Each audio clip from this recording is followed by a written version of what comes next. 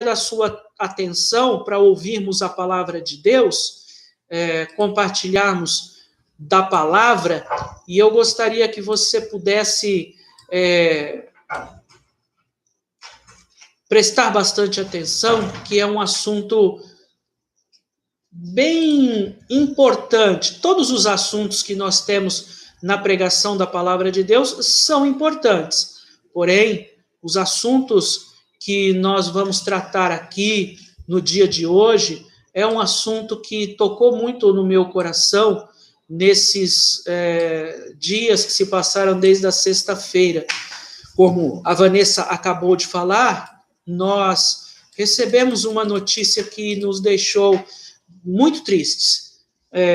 A gente sempre costuma dizer que a morte do crente, a morte do servo de Deus, é um momento de grande alegria no céu. Porém, quando essas notícias chegam a nós, a gente fica triste, não tem como. A separação, né, compartilhar da dor da família, saber o quanto uma esposa ou um marido, o quanto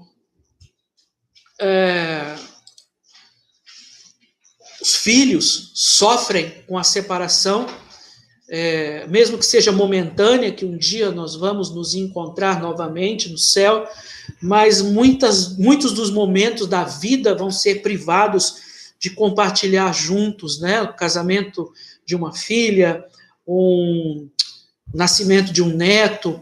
Então, muita coisa é abreviada aí nesses momentos. Então, a gente começa a pensar, sei que a glória de Deus e morar no céu é algo que a gente não consegue transmitir, né, de tão maravilhoso, tão perfeito, de tão completo. Porém, existe aquela dor. Porém, eu gostaria de falar algo a mais, um assunto que, além desse momento bem difícil que todos enfrentamos na separação de um ente querido, na morte, e são muitos que faleceram durante esse período, mas eu vi que muitos crentes, e principalmente muitos pastores e missionários, foram para casa, foram para o céu.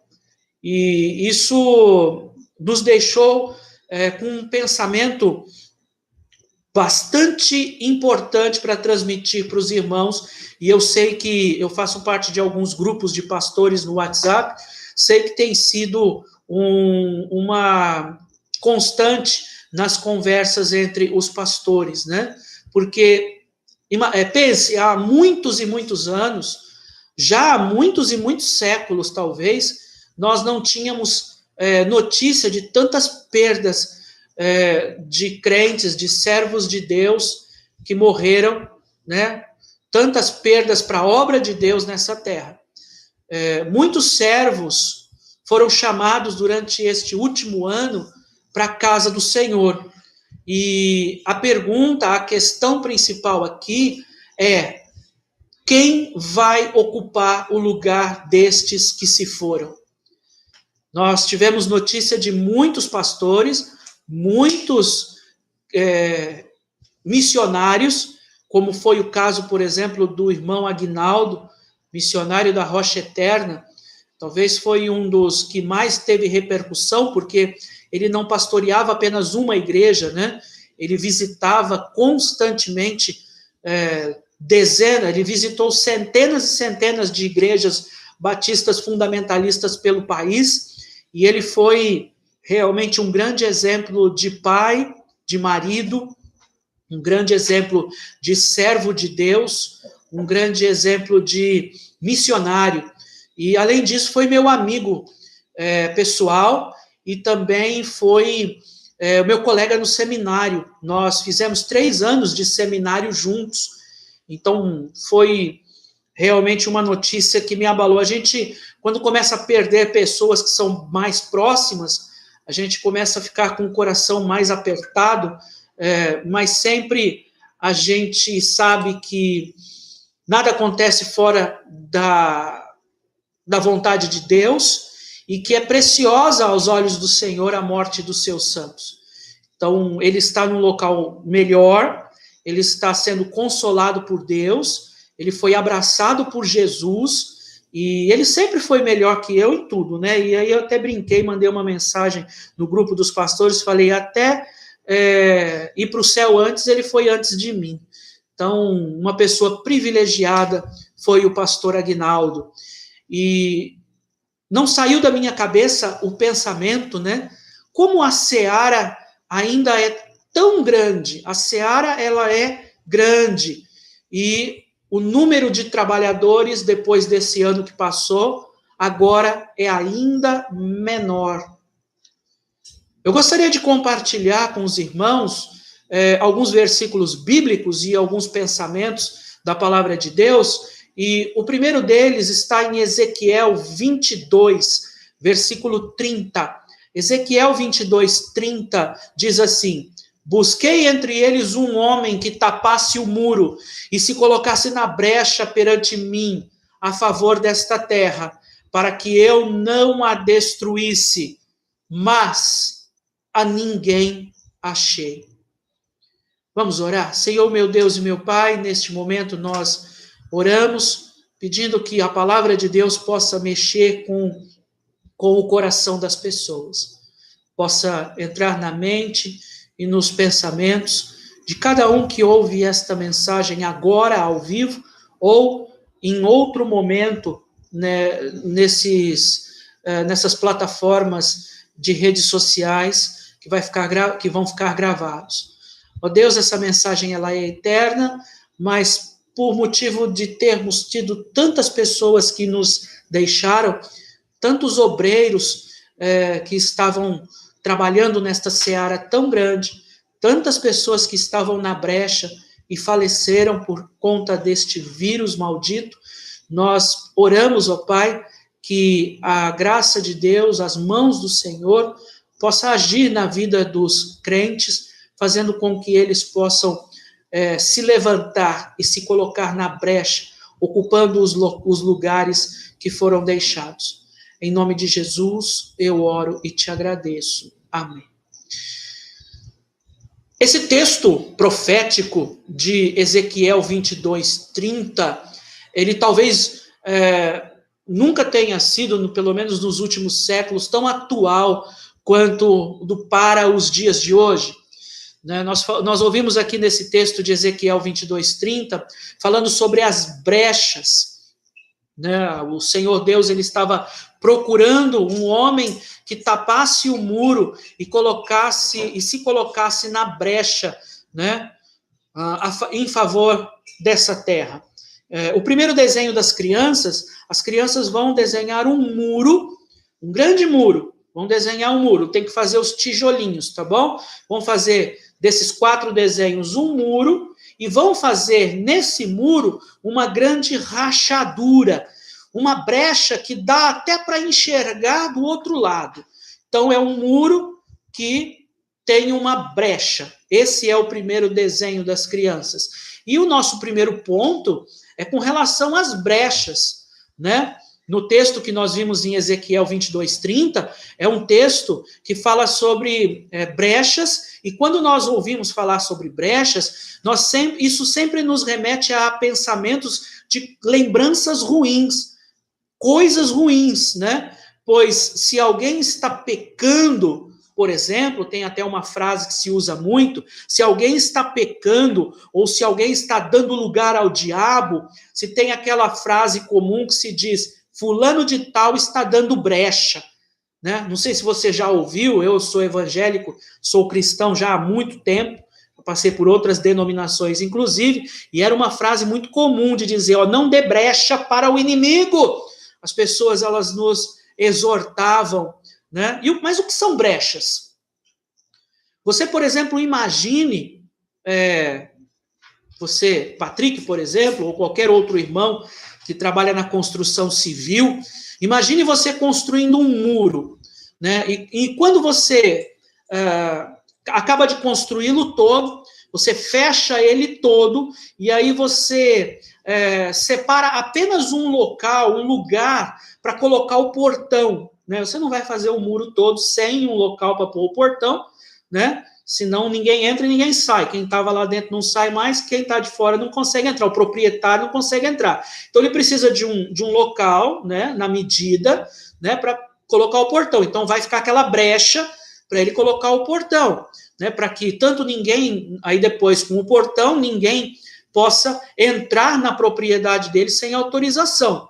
Mas deixa eu dar um outro exemplo também, bem simples, que nós podemos dar sobre brechas, né? Já tentou pegar água com as mãos? Já pegou assim a água, fazendo a mão uma concha assim, e tentou pegar água na mão? É difícil, né? Você está aqui, você enche a mão de água e fala assim, peraí que eu vou levar aqui da minha casa, lá na rodoviária, eu vou levar essa água aqui na minha mão. Né? Eu acredito que vai ser muito difícil. Por quê? Porque ela vai escorrer entre seus dedos. Por quê que ela vai escorrer entre seus dedos? Porque existem brechas no meio dos dedos, né? E na época da Bíblia, em várias épocas da Bíblia, as cidades elas eram muradas, elas tinham portões de entrada, né? E a gente, por exemplo, imagina se Pitangueiras fosse toda murada, né? Para você entrar ou sair da cidade, você tivesse que passar sempre pelo mesmo lugar, né? E eu acho que agora você consegue entender por que o prefeito mandou colocar aquele portal estranho lá perto do Cristo Redentor, na entrada da cidade. Talvez ele esteja preparando, né, se preparando para uma invasão de uma cidade vizinha. Já imaginou Barrinha tentando invadir Pitangueiras? Né, e aí vai murar toda a cidade e vai colocar ali um portal, um portão ali naquele lugar. Nas cidades da Bíblia, em muitas cidades bíblicas, era assim. Né? Era assim que eles se protegiam contra exércitos inimigos. Né? E no muro, é óbvio, não poderia haver brechas, porque senão o inimigo entrava. Então o muro era necessário. Certa vez eu trabalhando de servente de pedreiro, lá em Pontal, e aí nós terminamos o muro, e aí por algum motivo, acredito que por causa do terreno, né, houve uma rachadura. Então aquela rachadura, de um dia para o outro, ela ficou enorme, e dava para você enxergar do outro lado. E aquilo não foi uma coisa muito agradável para o proprietário que tinha, né, colocado os nossos serviços ali, né? Então, nós não queremos brechas, nós não gostamos de rachaduras, né? E essas comparações que a gente faz, que se faz com frequência, para que a gente lembre que o povo de Deus também é protegido por uma muralha espiritual, vamos dizer assim. Esse muro que nós colocamos protegendo a nossa vida espiritual, ela é sustentada pela oração. Ela é feita para nos defender do inimigo. Uma vida santa, ela é uma vida sem brechas, porque nessa muralha espiritual, principalmente, não pode haver brechas. No caso do meu trabalho lá em Pontal, nós tiramos a parte que estava rachada e fizemos uma coluna ali naquele lugar, era problema de aterro, e aí fez uma coluna, e aí restauramos, não teve problema nenhum. Depois que rebocou, nem se sabe que ali tem uma coluna ali. Mas, às vezes, os danos que uma brecha na vida espiritual pode causar, pode ser irreversíveis. O profeta aqui nesse texto, ele mostra que o povo, mesmo depois, aquele povo ali na época de Ezequiel mostra, né, que o povo ali, mesmo depois de ter passado por tanto sofrimento, eles tinham uma vasta experiência com essas coisas. Eles passaram por muito sofrimento por causa do pecado, como consequência do pecado. E ainda eles não haviam se purificado, não haviam se entregado completamente a Deus. Por essa razão, eles ainda não haviam experimentado o consolo de Deus. Todo o povo, Todo o povo, cidadãos, governantes, sacerdotes, profetas, eles viviam, naquela época de Ezequiel, quando ele escreveu esse versículo, eles viviam conforme as suas próprias leis, e não segundo as leis de Deus. Por isso, os seus profetas, em lugar de cuidar das almas, eles pregavam falsas mensagens, como se essas mensagens fossem vindas de Deus. Os sacerdotes, no lugar de interceder pelo povo, profanavam, né, os símbolos de Deus. Os governantes só pensavam em ficar ricos. O povo, consequentemente, ia pelo mesmo caminho, fazendo uns contra os outros aquilo que eles eram vítimas, roubando e praticando todo tipo de injustiça contra os pobres. Sabe, meus irmãos, nós temos nos dias de hoje muitas pessoas que falam em nome de Deus, mas são falsos profetas. São pessoas que não representam Deus. Quando nós falamos que Deus ele estava procurando um homem que ficasse na brecha, nós vamos ver que Deus ele estava à procura de uma pessoa em especial. E eu gostaria que você colocasse aí, aquelas crianças vão desenhar o segundo desenho, se você já terminou o desenho do muro com uma rachadura, você vai fazer o segundo desenho de Jesus procurando alguém. Só que não tem ninguém, ele não está conseguindo encontrar. E agora nós vamos ver, nós precisamos ver aqui o texto de Mateus, capítulo 9, versículo 35 a 38, com base nesse desenho, né, que as crianças vão fazer. Deus está à procura de uma pessoa. E, de certa forma, foi o que Jesus disse nesse texto de Mateus 9, 35 a 38. Diz assim: E percorria Jesus todas as cidades e aldeias, ensinando nas sinagogas deles e pregando o evangelho do reino e curando todas as enfermidades e moléstias entre o povo. E vendo as multidões, teve grande compaixão delas, porque andavam cansados e desgarrados, como ovelhas que não têm pastor. Então, Jesus disse aos discípulos: a seara realmente é grande, mas poucos são os ceifeiros. Rogai, pois, ao Senhor da seara que mande ceifeiros para a sua seara. Meus irmãos, por que a colheita sendo tão grande, são poucos os trabalhadores? É sobre isso que eu gostaria de transmitir aos irmãos. Como resolver este problema de uma seara tão grande, uma produção tão grande e os trabalhadores são tão poucos? Imagine lá na usina, você tendo uma safra recorde, nunca houve uma safra desse tamanho, e aí você tem aí apenas 2% dos trabalhadores do ano anterior. Eu acho que seria um momento aí de desespero. Talvez foi essa a alusão que o Senhor Jesus Cristo queria que entrasse na nossa cabeça. Todos nós, como servos de Deus, crentes da igreja, nós de alguma forma estamos envolvidos na obra de Deus. Portanto, todos nós concordamos que faltam pessoas para trabalhar na obra de Deus. O trabalho ele é tão grandioso, né? E o próprio Jesus, e são tão poucas pessoas, que o próprio Senhor Jesus já havia falado a respeito disso. Ele falou aos seus discípulos dizendo: a seara é verdadeiramente grande, mas poucos são os trabalhadores. Não se esqueça que agora há pouco nós falamos sobre muitos que aparentemente são de Deus, mas não são. O Senhor Jesus ele está apontando aqui para pessoas que são verdadeiramente servos de Deus. E são estas as pessoas que Deus está procurando, como está escrito em Mateus 9, verso 37.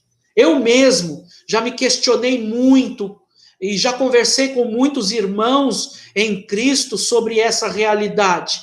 Eu gosto muito de trabalhar dando aula nos seminários, Seminário Pedra Viva, Seminário Batista Ebenezer, porque eu vejo ali uma resposta para uma das perguntas que mais me incomodam. Muitas vezes nós estamos conversando com pastores, com irmãos da igreja, e a gente acaba se questionando por que nós temos tão poucas pessoas envolvidas na obra de Deus. Mesmo com muitas igrejas estando cheias de gente, né? Mas poucas pessoas se envolvendo. São poucas que se envolvem verdadeiramente na obra de Deus. Estariam estes crentes frios, distantes de Deus, desobedientes ao chamado do Senhor, virando as costas para o seu Salvador? Nós tentamos constantemente achar motivos e soluções para esses problemas, mas ele persiste, desde a época de Ezequiel, desde a época de Jesus. Ao que eu sei, quase todas as nossas igrejas espalhadas pelo Brasil estão vivendo o mesmo problema. Nós já levantamos muitas teorias sobre o assunto, já reclamamos no púlpito, já buscamos incentivar a igreja, já buscamos dar uma dura nos crentes e continuamos vivendo isso. Eu creio que a maioria das pessoas que lideram ou trabalham numa igreja até tenham boas intenções em desejar ardentemente que mais pessoas abracem a obra de Deus, como estes líderes abraçam. Nós temos pessoas na igreja que se colocam à disposição e querem trabalhar na obra de Deus, mas muitas vezes nós nos vemos sozinhos, ou olhamos ao redor e vemos tanta coisa a fazer e tão poucos trabalhadores. Nós precisamos olhar para o que a Bíblia diz a respeito disso, para sabermos como podemos lidar melhor com essa situação e, quem sabe, até mudá-la. Jesus, ele fez esta constatação de que haviam poucos trabalhadores, mas em momento algum ele disse que era uma realidade que não tinha solução, ou que nós devêssemos ficar acomodados mesmo. Pelo contrário, Jesus ele deu uma solução interessante para a resolução dessa demanda de gente, de pessoas. Irmãos, o nosso problema não é construção, o nosso problema não é que nós estamos no salão alugado lá e temos que construir um templo. O nosso problema não muitas vezes, apesar da inconstância de alguns crentes, da infidelidade de alguns crentes, nosso problema não é dinheiro, nosso problema são pessoas. E Jesus, ele disse, rogai, pois, ao Senhor da seara, que mande trabalhadores para a sua seara. Mateus 9:38. Se alguém que obedece a esse chamado para rogar, para interceder, para orar sem cessar, é isso que Deus quer de nós.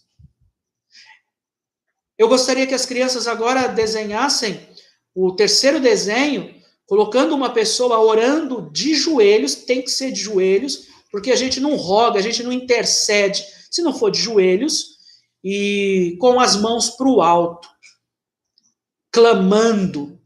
Esse é o desenho, essa é a imagem que eu quero que você tenha de si mesmo, de quando você roga, de quando você clama, porque foi essa palavra que Jesus usou neste texto de Mateus 9:38. É com pessoas assim que Deus faz a obra no mundo. A mensagem de Ezequiel, que foi lido no começo da mensagem, foi tanto para os líderes quanto para o povo em geral. Ezequiel buscava aqui, Deus buscava aqui uma pessoa entre os líderes para liderar o povo. Deus ele está chamando servos interessados em consertar os muros, em se colocar na brecha, se prontificar a participar da colheita, em orar por mais trabalhadores. Estar na brecha é procurar a orientação de Deus a favor do povo contra o inimigo que está entre nós. Vamos dar uma olhadinha mais de perto.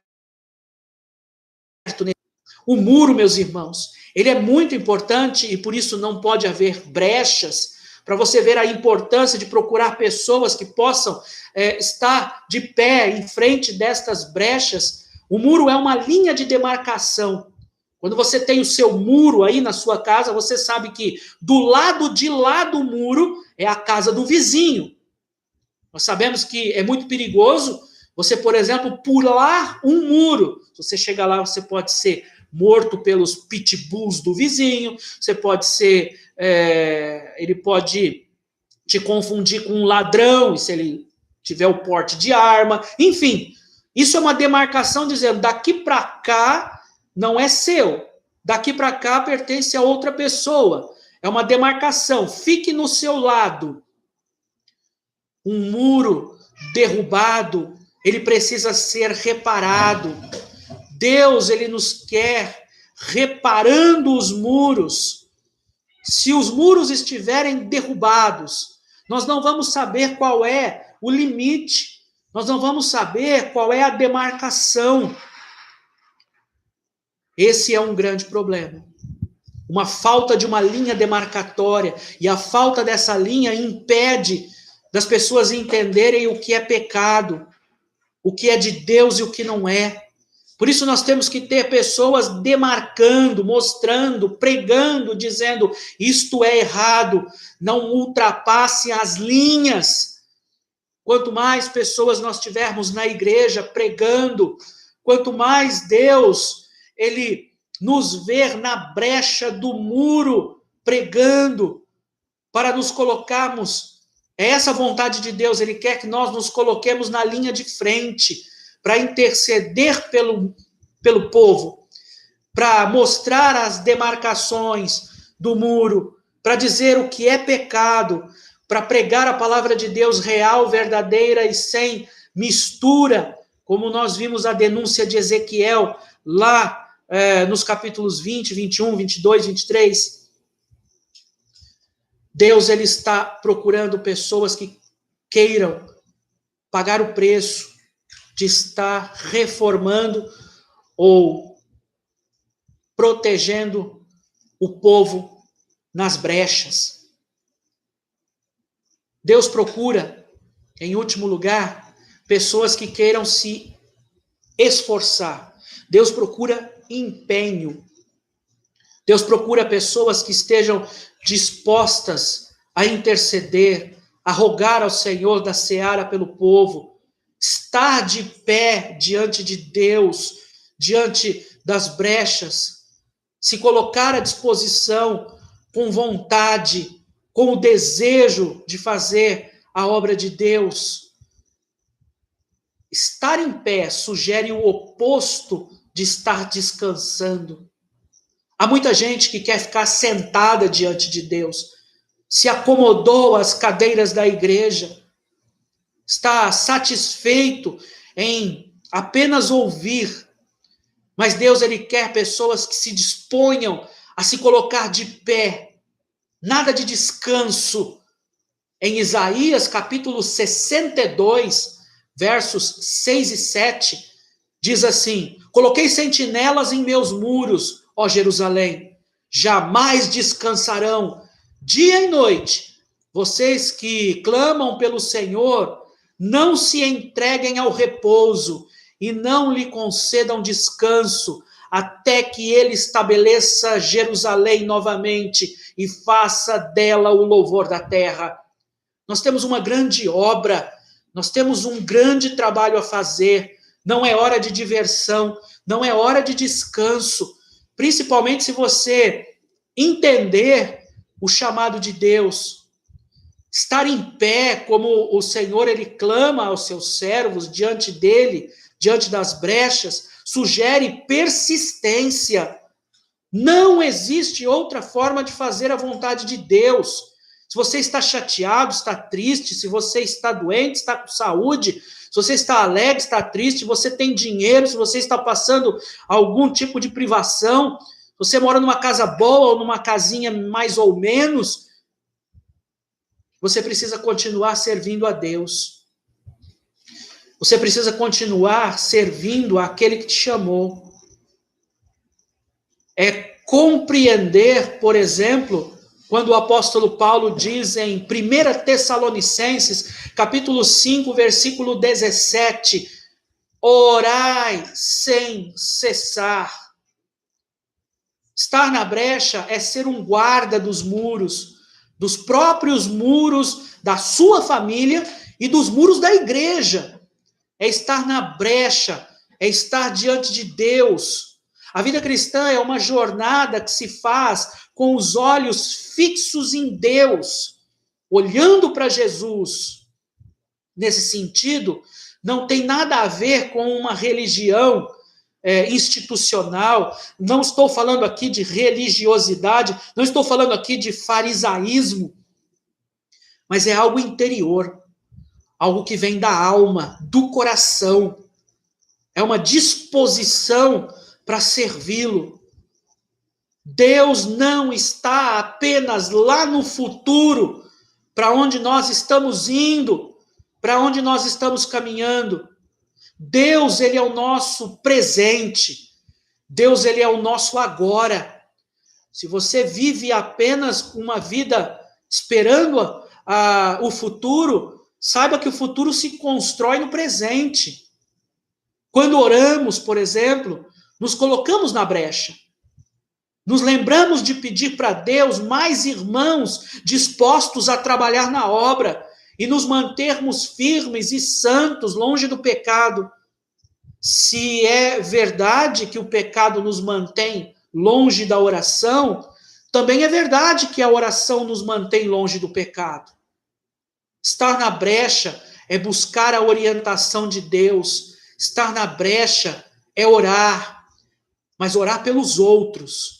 Muitas vezes orar pelos nossos pedidos é fácil, mas colocar-se na brecha significa você estar pronto a gastar seu tempo, sua persistência para proteger a outros. Eu quero deixar aqui para terminar 2 exigências para você estar na brecha. Sabemos que a nossa tarefa é permanecer diante de Deus, ficarmos firmes na obra do Senhor, em arrependimento e oração por nós mesmos e pela igreja. Precisamos estar na brecha a cada dia e só o faremos se estivermos cheios do Espírito Santo, intercedendo uns pelos outros, seja para a salvação, seja para algum tipo de livramento. Então eu quero dizer, em primeiro lugar, nós precisamos ter a visão da brecha. Depois de tudo isso que eu preguei, você consegue enxergar as brechas que a nossa igreja tem? Qual a necessidade maior hoje da nossa igreja? Mais obreiros? Ok, concordo com você. Mais pessoas envolvidas? Sim. O que mais? Você consegue enxergar as necessidades da nossa igreja? Para ver as brechas, nós precisamos agir como atalaias, como nós lemos lá em Isaías, que eram os vigilantes na torre. Nem sempre o perigo, irmãos, tem cara de perigo. Nem sempre as necessidades vão nos aparecer tão evidentes. Hoje, brechas podem ser pessoas com necessidades específicas que precisam ser supridas, sejam elas materiais, espirituais, emocionais. Que tal um abraço? Distanciamento social não está permitindo isso. Um abraço virtual. Ou uma cesta básica, um sorriso, um áudio. Renovou meu dia o áudio que a Helena mandou. Um convite para assistir o culto. Um clique que você dá no WhatsApp enviando um áudio. Brechas podem ser ministérios que precisam de gente. Necessidade de pessoas que precisam ser descobertas e desenvolvidas. Não há um ministério nesta igreja que não tenha a necessidade de gente. A indiferença é a pior das doenças espirituais que um crente pode está sofrendo. A indiferença, ela torna a pessoa cômoda na sua vida. Uma vida vazia, sem servir a Deus. Levante teus olhos como os atalaias e enxerguem as necessidades da igreja. E em segundo e último lugar, olhe ao seu redor. Em segundo lugar, nós precisamos estar dispostos a ficar na brecha. Não basta ter a visão da necessidade, olhar ao redor. Não adianta você saber do que precisa e não ter coragem de suprir essas necessidades. Não basta saber que precisa, será necessário se colocar à disposição. Talvez ao orar por obreiros, como Jesus fez o pedido de oração, todos aqui que estão aqui no chat, no WhatsApp, fizeram pedidos de oração. Se Jesus tivesse o WhatsApp nesses dias, ele enviaria esse pedido: rogai ao Senhor da seara que mande obreiros para a sua seara. Foi o pedido de oração de Jesus, que Jesus fez aos discípulos. E meus irmãos, talvez quando você começar a orar por tão importante pedido do próprio Senhor Jesus, talvez você mesmo seja a resposta da sua própria oração. Nós somos, portanto, irmãos, sacerdotes uns dos outros, evangelistas daqueles que ainda não entendem que Jesus Cristo é o único caminho, a verdade e a vida, o único mediador entre Deus e os homens. Mas eu sei que não é fácil ficar na brecha. Não é fácil se colocar diante de uma colheita tão grande, porque muitos não vão se levantar, porque já se sentem há muito tempo acomodados. E outros, quando vem alguém se levantando, ficam incomodados quando alguém se levanta e vai. Não, por isso não faltarão os críticos, pessoas que só sabem criticar, encontrar defeitos. São pessoas que são incapazes de ficarem na brecha e ainda criticam quem está de pé, sendo resposta de oração como um obreiro para uma seara tão grande. No último ano de 2020, mais de 30 missionários e pastores morreram vítimas do Covid-19. Quem vai substituí-los? Você está disposto a ficar na brecha? Você está disposto a fazer parte de tão importante grupo, pequeno, mas importante grupo de trabalhadores em uma seara tão grande? Você está disposto a ser a resposta de oração de Jesus? Eu termino essa mensagem com uma ilustração real. Não é um testemunho meu, mas é o testemunho que eu ouvi de um pastor. Ele está agora bem idoso, nos Estados Unidos, pastor Jaime Rose. Ele estava nos Estados Unidos, era jovem, atendeu o pedido para ficar na brecha. E ele orou a Deus dizendo: aonde, Senhor? E Deus mostrou para ele de uma forma muito pessoal que era o Brasil. Ele viria ao Brasil. Faltava ainda ser mais específico. O Brasil é tão grande, Senhor? Perguntou o pastor Jaime a Deus em oração. E ele contando isso em uma mensagem. E ele pediu a Deus: Senhor, agora que eu sei o país, mostre-me a cidade. E ele assistiu não tinha internet na época, isso vai fazer 40 anos atrás, mais ou menos. Desculpe não estar sendo muito exato, porque o testemunho não é meu, eu ouvi ele contando há muitos anos atrás em uma pregação. E ele orou a Deus e pediu especificamente a cidade. E aí ele viu numa reportagem na televisão que um pastor havia sido assassinado na cidade de Batatais, São Paulo. naquele exato momento, veio no coração dele uma frase que foi a seguinte: somente um pregador para substituir outro pregador. E foi aí que ele veio ao Brasil, e hoje nós temos, a partir da cidade de Batatais, várias igrejas fundadas: Altinópolis, Ribeirão Preto, Serrana, dentre tantos e tantos missionários sustentados por todas essas igrejas.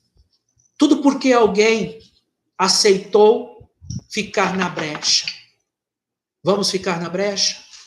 Vamos atender o pedido de oração de Jesus? E as crianças terminam fazendo o último desenho, colocando uma pessoa na frente do muro, reparando a brecha. E essa pessoa pode ser você. Quero orar por ti. Pai amado, nós oramos neste momento, agradecidos ao Senhor por esta mensagem. Oro, meu Deus, porque o Senhor tem sido muito bom. O Senhor tem cuidado de nós, o Senhor tem abençoado as nossas vidas. E, ó Deus, eu oro pela família do missionário Aguinaldo. São pouquíssimas pessoas que se dispuseram a trabalhar no meio dos presídios, entre os presos. Pouquíssimas pessoas se dispõem a trabalhar nesse ministério tão desgastante. E agora nós ficamos com menos um. Será que nós vamos ter, ó Pai, alguém para substituir o pastor Aguinaldo? Ó Deus, a nossa vida é como um vapor que está agora e logo desaparece. Eu mesmo, se for para casa, no céu, será que a nossa igreja vai ficar sem pastor? 30 pastores, mais de 30 pastores faleceram no ano de 2020. E agora, já no ano de 2021, nós temos quase 15 pastores que faleceram. Pelo que nós pudemos ver nas redes sociais. 10 ou 15, são muitos, não só da nossa denominação, mas de outras também. Nós não sabemos se isso vai acabar logo, nós não sabemos nem se isso vai acabar. Mas nós continuamos pedindo, manda obreiros para a tua seara. Talvez seja o momento de nós repensarmos, ó Deus, todas estas coisas, do nosso papel na igreja. Enquanto muitos estão dando a vida pela obra, muitos estão ainda aguardando alguma coisa que não se sabe o que é. O chamado está aí. Agora peço a Deus que nós possamos ver pessoas atendendo o chamado. E quando voltarmos para os cultos presenciais, nós possamos ver muitas pessoas desejosas, empolgadas, animadas, com lágrimas nos olhos e joelho ralado, orando e pedindo: Senhor, usa-me, estou aqui, envia-me a mim. É no nome de Jesus, que morreu por nós na cruz, que nós